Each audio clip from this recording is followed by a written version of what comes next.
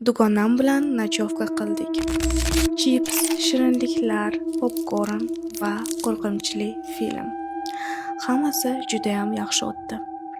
2ga yaqin charchab uyqumiz keldi. Ota-onam uyda yo'qligi uchun ota-onamni kravatida yotdik. U bir yo tarafda, men esa bir yo tarafda. Soat 3ga yaqin ko'zim ketib qoldi va o'rtamizga kimdir yotganini sezdim. O'rtog'im men tarafga qarab olgandir deb e'tibor bermadim, lekin shu paytda o'rtog'im "Sen ham buni sezyapsanmi?" deb so'radi.